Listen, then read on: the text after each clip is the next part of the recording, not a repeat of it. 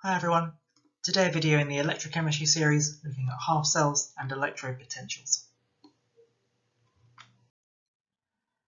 So if I was to place two different metals into a salt solution and connect them together, an electric current would flow such that electrons would move from the more reactive metal to the less reactive metal. Now I can think of this in terms of just sort of general metals like in ionic bonding. They have this tendency to release electrons in order to achieve a more stable electron configuration. And so metals are happy to release these electrons, and so if I put two of them together, it's not so surprising to think that if one is more reactive and one is less reactive, that there will be an electron flow from the more reactive one to the less reactive one. So if I dip a metal rod into a solution that contains its own ions, we set up an equilibrium reaction. And so, for example, here I could take a zinc rod, solid zinc, and I dip it into a solution that contains zinc ions, zinc 2+ ions. And for example, this could come from zinc sulfate, but essentially it could come from anything that's going to have zinc ions in it. And so the equilibrium reaction we set up here is the equilibrium reaction of zinc turning into zinc 2+ and 2 electrons. So this is our redox half equation. We have our solid zinc going to our aqueous zinc 2+ ions, and then to balance the charge we need 2 electrons on the right hand side. Now if we think about it from a redox point of view, remember our mnemonic oil rig, which is used to help us remember that oxidation is loss of electrons, reduction is gain of electrons. Here our zinc has lost 2 electrons, and so it has been oxidized. If it's been oxidized, that means it's the reducing agent. And so this setup here of a metal rod dipped into a solution of its own ions is called an electrode, or sometimes a half cell. Now if I connect two half cells together, I make a whole electrical cell. And if we could measure this potential to release electrons, it would tell us how readily the electrons are released by the metal, essentially how easily oxidized it is, or what the reducing agent strength of our metal is.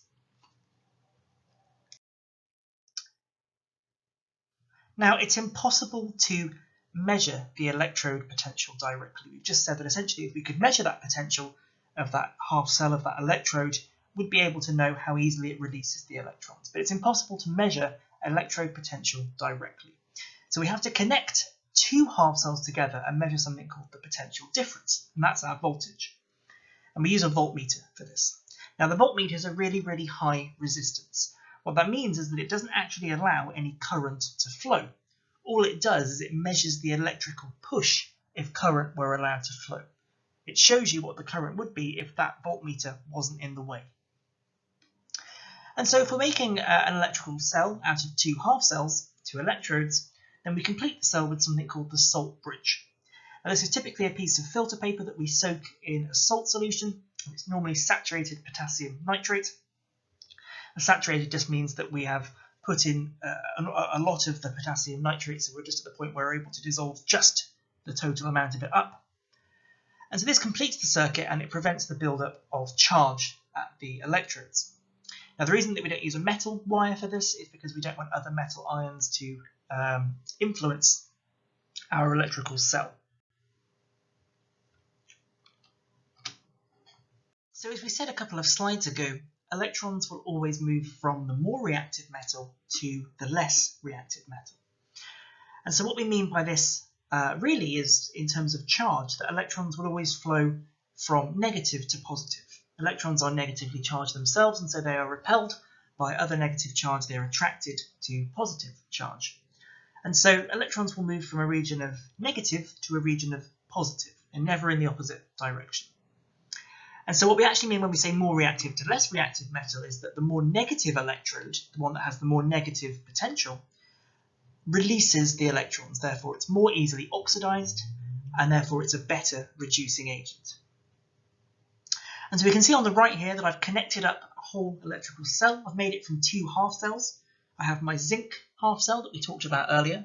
That's our zinc metal rod dipped into a solution of zinc ions, for example from zinc sulfate. And then I've connected this to a copper half cell, or a copper electrode, where I have my solid copper dipped into a solution of copper ions, for example, from copper sulfate. Now we then have this kind of black wire that I've drawn here that connects to our voltmeter. And then I've also drawn in orange the salt bridge. So remember, this is our piece of filter paper that we've soaked in saturated potassium nitrate. So we have potassium ions and we have nitrate anions. And so the way that this works is by dipping our metal rods into our solutions of their own ions, we end up creating these half equations that we looked at before. So in the case of the zinc, we end up setting up the equilibrium reaction that zinc goes to zinc 2 plus 2 electrons. The zinc is oxidized. Now in this case, we talk about more reactive and less reactive metals. The zinc is the more reactive metal. It's the one that is more likely to release its electrons. It has a more negative electrode potential. And so the zinc releases 2 electrons. It forms zinc 2 plus ions. And so the solution of zinc 2 plus essentially becomes a little bit more concentrated because we've now got more zinc ions present in there. And the electron, when our voltmeter is present, the electron flows to the voltmeter. Remember that the voltmeter is really high resistance. It doesn't allow electrons through. It doesn't allow the current to flow. It just shows you what the electrical push is, what current would flow if the voltmeter wasn't there. But if we didn't have our voltmeter there, then our electron would flow from the zinc. The electron would flow from the zinc half cell up the wire and into the copper half cell. It would go to the copper rod. And it would therefore combine with the copper 2 plus ions that we have in the solution there. And that would then make copper, essentially it's the kind of reverse half equation. We now have copper 2 plus gaining 2 electrons being reduced to form solid copper. And this deposits fresh copper onto our copper rod. Now the reason that the salt bridge is really important, we said it was important to stop the buildup of charge. Well, when our electrons are released by the zinc and flow to the copper, we also have zinc 2 plus ions being produced. Now, without anything to kind of stop the buildup of charge, we're going to end up with a really, really positively charged solution. Lots of these zinc 2 plus ions are going to be deposited more and more and more into the solution from the rod. And so we're going to end up with this huge region of excess positive charge. And so what happens is our nitrate anions, our negatively charged anions, move from the salt bridge to react with the excess zinc 2 plus. So they form zinc nitrate, and this balances out the positive charge. Likewise, on the other side of this, in the copper side, our solution essentially loses positive charge because the electrons combine with copper 2 plus, and so our solution loses the copper 2 plus ions. So we'd now have this kind of deficiency of positive charge, this charge imbalance between the two half cells. And so what happens is this time our potassium ions move into that solution, and so the potassium ions start to balance out this excess, this kind of deficiency of positive charge, or this excess of negative charge now that the electrons have moved there. And so it's really, really, really important to be able to remember our oil rig in order of redox to be able to talk about oxidation and reduction. But an extra little mnemonic that we can know about is something called red cat and ox. And what this tells us is that reduction happens at the cathode, so red for reduction, cat for cathode. And then we have oxidation at the anode, so we have an-ox, red cat and ox. Reduction takes place at the cathode, oxidation takes place at the anode. So in this case, what's been reduced? Well, it's the copper. Remember, reduction is gain of electrons, so it's our copper ions that have been reduced. And so that copper half cell, the actual copper solid rod, is our cathode, and our cathode is positively charged. Think of cation being positively charged, cathode is positively charged. The zinc, on the other hand, has lost its electrons, and therefore the zinc is oxidized. And oxidation, as we know from red cat and ox, happens at the anode. So the anode is our zinc rod, and remember, anode, anion, anions are negative, the anode is negative. And this ties in with the idea that the electrons always move from negative to positive, so our zinc is the more negative electrode, the copper is the more positive electrode, and this makes sense. So if we wanted to write an overall equation, we have copper 2 plus zinc goes to zinc 2 plus copper. And so all we've done to create this overall equation here is just combine the two half equations. If you're not happy with combining redox half equations, go back to my video on redox, and you'll be able to see lots of examples, but we need to make sure that our electrons cancel out. For these two half equations, we have 2 electrons on either side, so that works perfectly. So we just write everything that is a reactant down as reactants, everything that is a product down as products, and that leads to copper 2 plus zinc to zinc 2 plus copper.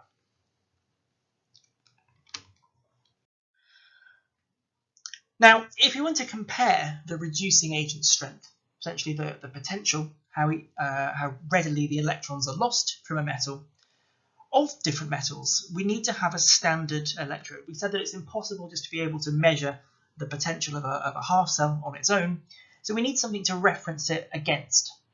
And so the sort of standard electrode that we use for this is called the standard hydrogen electrode.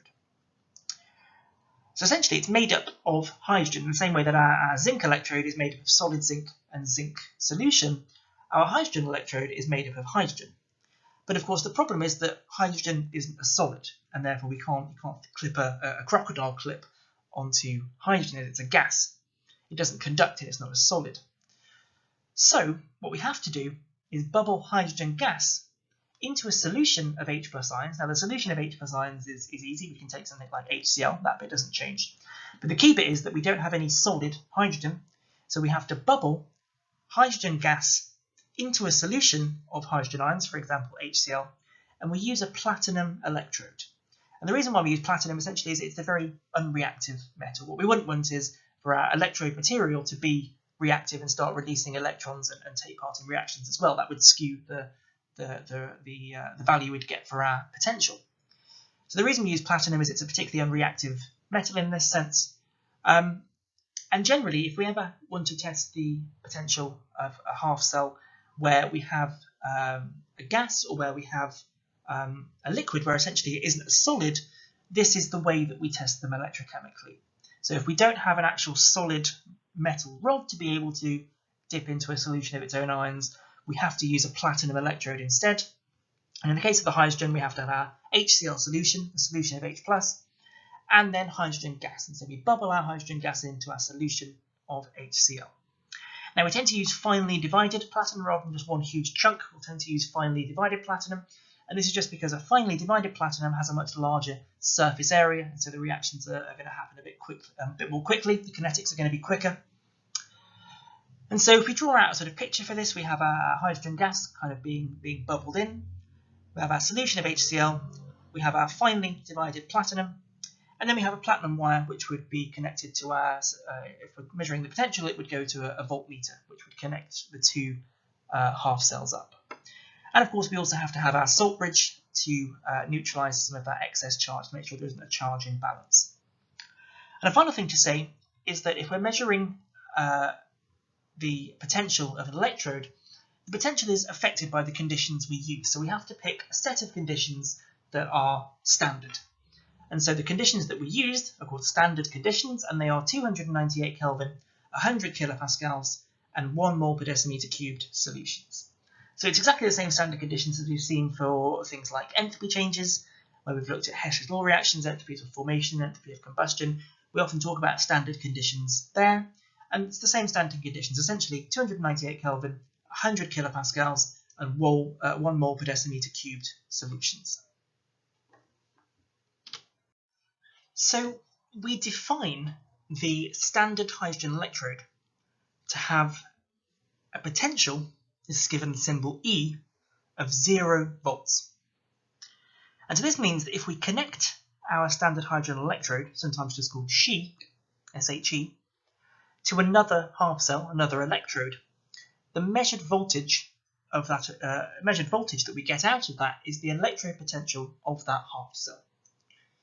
So for example, if I wanted to measure the potential of my copper half cell, my copper rod dipped into copper sulfate solution, remember that it's impossible to measure the potential of that on its own. What we can do is measure potential difference, voltage, and so the way we can do this is to connect our copper half cell up to the standard hydrogen electrode. Because we define our standard hydrogen electrode to have a potential of 0, the potential difference is simply what the potential of that copper half cell is. Now the standard conditions have to be used again, so 298 Kelvin, 100 kilopascals of pressure for any gases, and 1 mole per decimeter cubed solutions. And this is what the what's called the Plimsoll symbol means. the same symbol that we see when we do standard enthalpy changes. That also has the plimsoll symbol. It just means that we're at standard conditions. Now, we said earlier that the more negative, electrons move from negative to positive. They move from a more reactive metal to a less reactive metal. And we talked about the fact that they move from the anode, the negatively charged electrode, to the cathode. And we could tell what the anode or cathode was by using the red cat and ox mnemonic. Now, the more negative the E cell value, the more negative this potential of the cell, that's what we call the cell potential, E cell, the better the reducing agent it is. So the more negative it is, the better the reducing agent, the more easily that metal is oxidized, and therefore the better it is at losing electrons. The way I remember it is that being negatively charged, the electrons don't want to be near it, they're repelled from it, and so they're more easily lost. And so we have this idea of a standard cell potential, E cell with the plimsoll symbol, looks a bit like a tube sign symbol. And changing the conditions, such as concentration of the solutions, the pressure of the gases that we use, the temperature, this will change the electrode potential. That's why we have to say standard conditions. It's why it's called the standard hydrogen electrode. We have to have a set of conditions that we can measure everything to keep the conditions constant so we don't introduce errors.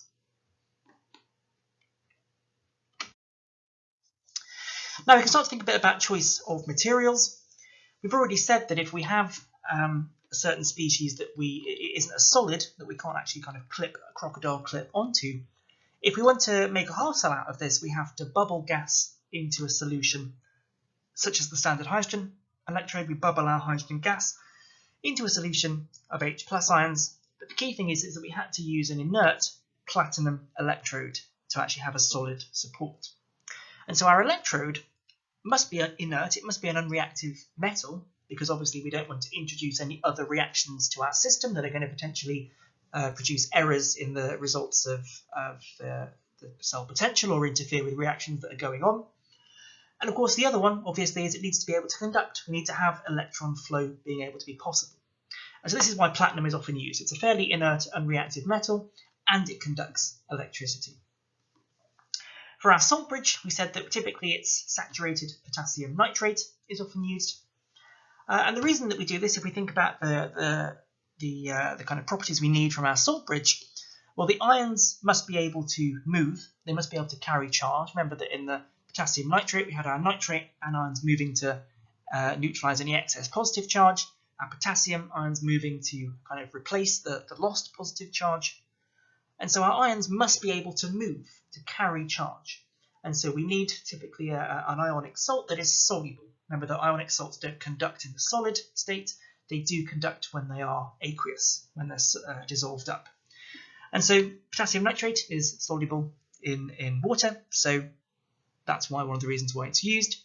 And the other is that the ions must not react with either electrode. If the ions start to react with the electrode, again, we start to get some extra reactions going on that potentially are going to interfere with the reactions we want to happen, interfere with the cell potential we're going to measure.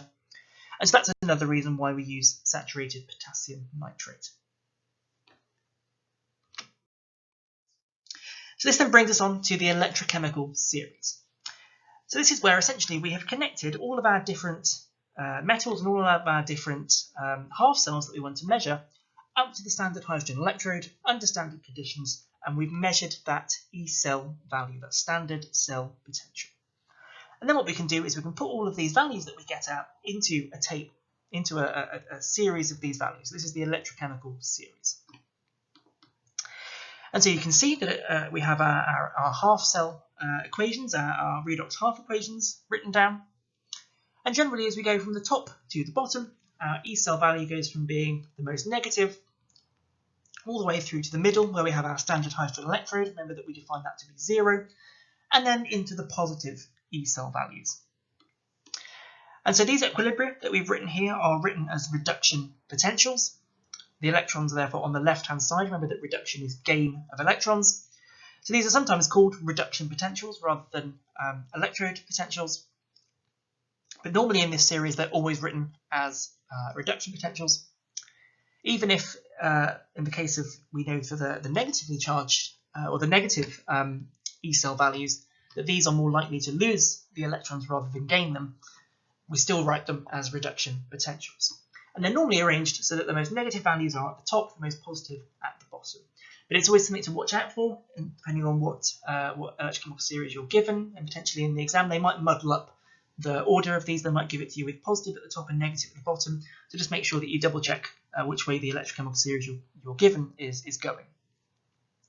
Another thing to note here is that the number of electrons has no effect on the EMF value. So we can see we have lots of different numbers of electrons. We have, for example, the lithium equation having 1 electron, the calcium equation having 2 electrons, we have the aluminium equation having 3 electrons. And like when we combine redox half equations, we have to make sure that electrons on the reactants and product side are equal so they cancel out. Quite often we have to multiply equations by 2, by 3 in order to get the electrons to be equal. When we do this with E cell values, with electrode potentials, the number of electrons has no effect on that potential value.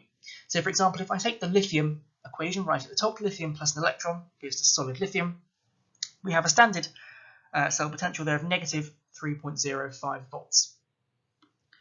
Now if I times this equation by 2, so I have 2 lithium ions plus 2 electrons to go to 2 lots of solid lithium, the standard cell potential is still negative 3.05 volts. The fact that we times by 2 has had no effect on that E cell value. If I times the lithium equation by 10 lithium ions to 10 electrons goes to 10 solid lithium, then the E cell value is still negative 3.05. The number of electrons has no effect on that value. This is because they are something called an intensive property. This simply means that the value of it doesn't depend on the number of electrons we have involved. It doesn't depend on the quantity we have. So the really key takeaway from this is that multiplying an equation does not change that standard cell potential. However, if we were to change the conditions like we said a few slides ago, that will change the value. So if we take our half cell but we don't do it at standard conditions, we do it at a higher temperature, or we do it using different concentration of solutions, then that will change the cell potential. But it's not affected by the number of electrons. So using the electrochemical series, we can then start to actually calculate what the standard cell potential is for an electrochemical cell. And so the example here is we have an electrochemical cell made from an aluminium half cell and a zinc half cell. So using the electrochemical series, we can look for our 2 half equations, and we find we have our aluminium one, so Al3 plus 3 electrons goes to solid aluminium. This has a standard cell potential of negative 1.66 volts. And then we have our zinc one, so zinc 2 plus 2 electrons goes to zinc, and this has our potential of negative 0.76. Now it's always very, very favourable in these types of questions to draw out a diagram of what we're dealing with. It can also always help to draw out a diagram. And when we draw out these diagrams, we draw our metal rods dipped into a solution of its own ions, we draw our salt bridge, and we draw our voltmeter. Now the convention for these diagrams is that the more negative electrode, the anode, goes on the left-hand side, the cathode goes on the right-hand side, the more positive electrode. And remember that the more negative the cell potential, the more negative the number, that means the better reducing agent it is. The more likely it is to be oxidized, and therefore the better it is at releasing its electrons. Now we remember our 2 mnemonics for this: oil rig, oxidation is loss of electrons, reduction is gain of electrons. And we also remember the new one, red cat anox. So reduction happens at the cathode and oxidation happens at the anode. So looking at these 2 half equations, we can see that our aluminium one has the more negative potential. So that's going to be the one that releases electrons. Now currently, remember that our half equations on the electrochemical series are always written as reductions. We know that the aluminium is actually going to lose electrons. It's actually going to be oxidized. And so we have to sort of flip our equation round, and so we have aluminium going to aluminium 3 plus and 3 electrons. So our aluminium has been oxidized, and therefore it will be the anode, the negative electrode. And so when we draw this out on a diagram, the aluminium half cell is the one on the left. And then the zinc, because redox happens together, reduction and oxidation, if we're oxidizing the aluminium, the zinc must be reduced. It has the more positive E cell value, and so it will gain the electrons. So we have zinc 2 plus 2 electrons going to zinc. And so this therefore is being reduced, and therefore it is our cathode and the positive electrode. And a quite simple way to remember it is whatever is reduced goes on the right. Reduced, right. R for reduced, R for right. So then we have our two half equations. They're in the correct sort of orientations there, whether they're losing electrons or gaining electrons. And therefore we need to make our full equation. And so we need to balance our half equations in terms of electrons. We have 3 electrons in one, 2 electrons in the other. So the easiest way to get them to be the same number is to times the aluminium, 1 by 2, and to times the zinc, 1 by 3. This will give us 6 electrons on both sides. When we do that, we have 2 aluminium going to 2 aluminium 3 plus 6 electrons, and 3 zinc 2 plus 6 electrons to 3 lots of zinc. Writing all the reactants on the reactant side, all the products on the product side, and cancelling out the 6 electrons on each side gives us a full equation of 2 aluminiums plus 3 zinc 2 plus ions to 2 aluminium 3 plus ions plus 3 lots of zinc.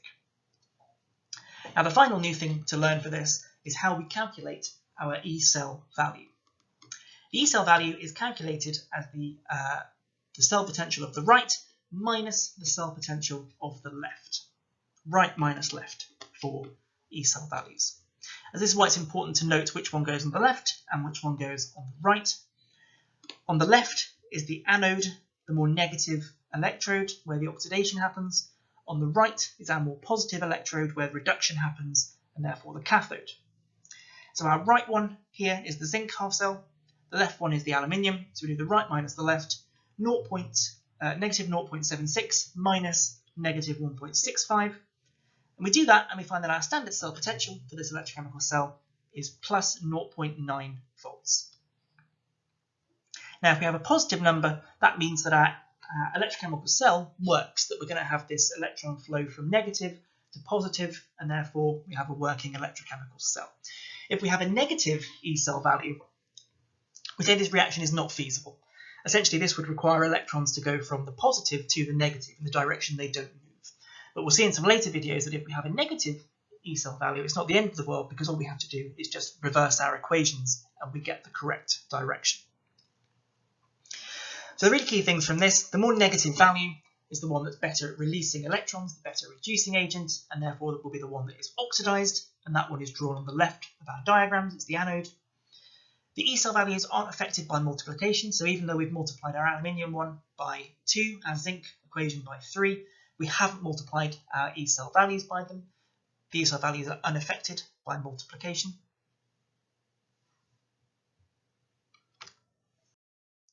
And the final thing to look at here is cell representation. So rather than drawing out pictures every time for cells, we can actually represent our cells in a much more convenient shorthand. Now, 2 things to remember this. If we draw a vertical line, that indicates a phase boundary. So what this means essentially is a change of phase. So a solid going to an aqueous solution, or an aqueous solution going to a solid going to a liquid going to a gas. These would all be phase boundaries, changes of phase, essentially. A double vertical line indicates the salt bridge. So for the cell that we just had on the previous slide, remember that our aluminium was the more negative E cell value, it went on the left. The zinc was the more positive, it goes on the right. And the way we write this out is we simply write down our left half cell first, then our right half cell. So we have our aluminium, which was to start off with, was our aluminium solid electrode. We know that that ended up producing Al3 plus ions. It lost electrons, it was oxidized to Al3 plus.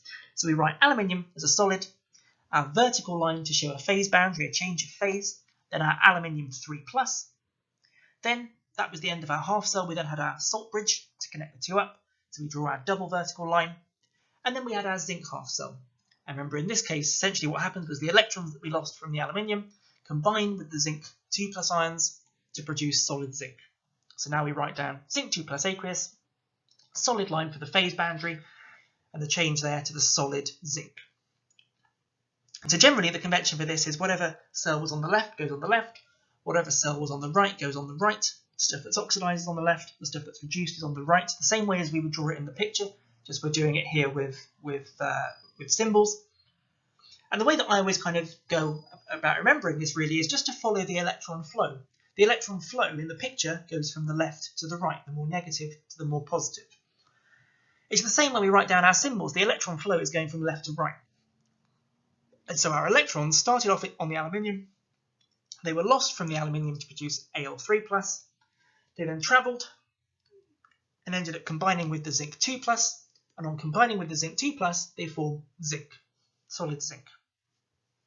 Now, if we have half cells with no phase difference, so sometimes we could have a half cell, for example, an Fe3+, iron 3+ ion, reacting with an electron to produce Fe2+.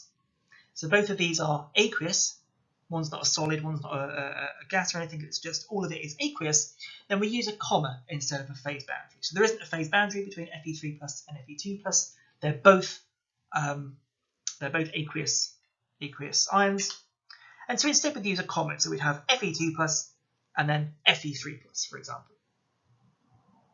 And if we have, for example, if we have to write it down for the standard hydrogen electrode, if we have any gaseous species where we needed to use a platinum electrode, because obviously we can't connect a wire up to the hydrogen gas, we have to have a solid support, our platinum electrode, then we write platinum at the start. So in that case, we'd write platinum as a solid, then a phase boundary, a phase change for hydrogen as a gas, and then another phase change for H+, the aqueous, whatever we had in our solution. So I always remember it in terms of thinking about where the electrons go in terms of from negative to positive, kind of following the idea of the picture of going from negative to positive. But another way to kind of write these out and sort of cheat almost and remember is that the highest oxidation species are always written next to the salt bridge. And so for our aluminium, we have Al and Al3+, that's oxidation states of 0 and 3+ respectively. So the highest oxidation state is the 3+, so that goes next to the salt bridge. For the zinc 2+ and the zinc, the highest oxidation state is the zinc 2+, that goes next to the salt bridge. For our Fe2+ and Fe3+, well, the highest oxidation state is in the Fe3+, so that goes next to the salt bridge. And then finally, for our platinum, our hydrogen, and our proton, well, the platinum and hydrogen both have oxidation states of 0. The hydrogen ion has an oxidation state of +1, so that goes next to the salt bridge.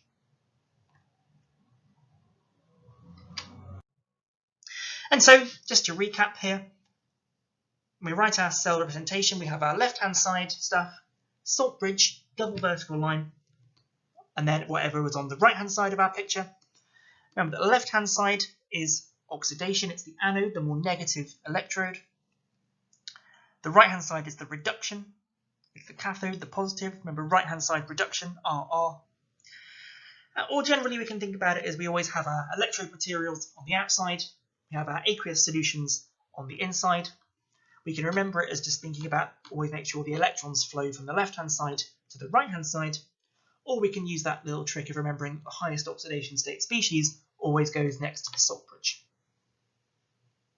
Now the polarity, what we mean by that essentially is whether it's positive or negative for our E cell value, is always given for the right-hand cell. It's one of the reasons that we always do right minus left. And writing it in this convention means that the E cell value will be positive because the right-hand cell is the more positive. So when we write our cell representations down like this, we're always going to write it down in the direction that the reaction is going to go, in the what we call the feasible direction. And so the E cell values will be positive because the right-hand side cell will be always the more positive number. Remember, the more negative number is the left-hand side.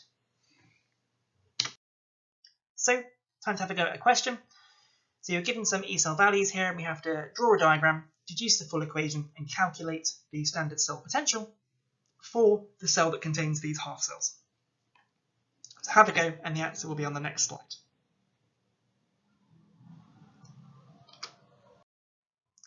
So, the answer to the question on the previous slide, the first thing that I always do with these electrochemistry calculation questions is to draw a diagram out. And so the first thing is to look at the electrochemical series.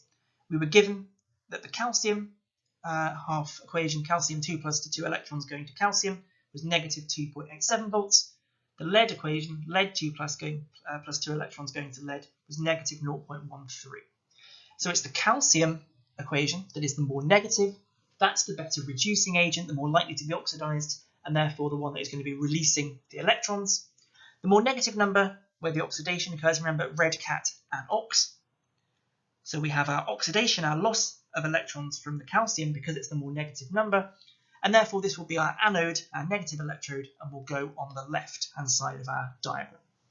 So the first thing I'm going to draw out is my calcium half cell, so my solid calcium rod dipped into a solution of calcium ions.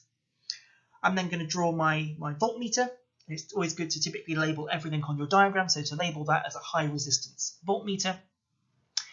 I'm also going to draw the salt bridge. Remember, the salt bridge is there to neutralize the kind of the buildup of charge.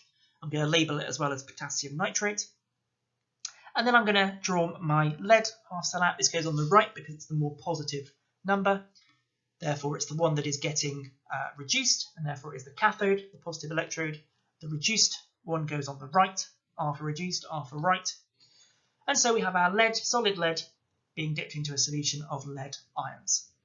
It's always a good idea to state the standard conditions. Now, the question asked us to state the standard conditions. It's always a good idea, even if the question doesn't, to just state the standard conditions down on the picture as well. So 298 Kelvin, 100 kilopascals, and 1 mole per decimeter cubed solutions. As I said earlier, I always have to write down the mnemonics as well. So red cat, anox, and oil rig are always written down on the page for any kind of electrochemical question that I do. So we know that our calcium is the anode. It's the one that loses our electrons because it has the more negative E cell value. And so the calcium is oxidized, and the lead therefore must be reduced, has the more positive number, and that's our cathode. So we then go about combining our equations. The electrons already cancel out for us in this case, so we simply write the reactants as reactants, products as products, and we get calcium plus lead ions goes to calcium ions plus lead. And then to work out the E cell value for the total cell, remember that E cell values are calculated as the right minus the left of those half cell potentials. So the right minus the left potentials. And so the right is the lead, negative 0.13. The left is the calcium, negative 2.87. And so when we do that calculation, we end up with an E cell value of plus 2.74 volts. So remember that writing our cells down in this orientation will always give us a positive E cell value. And if we wanted to, we could write down our sort of cell representation for this in symbols. Remember that we have our left-hand side, whatever's on the left, whatever's on the right. So the left was the calcium. So we have calcium solid, phase boundary, because we have a phase change to calcium 2 plus ions. Double vertical line representing our salt bridge. And then we have our lead 2 plus aqueous ions, phase change because we then go to solid lead. And we can remember it either as just following the electron flow, or remembering that our highest oxidation species will go next to the salt bridge. So thank you for watching this video. You can find many more videos like this on my YouTube channel. If you found the video helpful, please consider leaving a review on a tuition website. I offer online tuition for chemistry, so please check out my tuition pages for prices and how to contact me. And if you need any more help with your chemistry, you can always feel free to drop me an email. I'll be happy to help.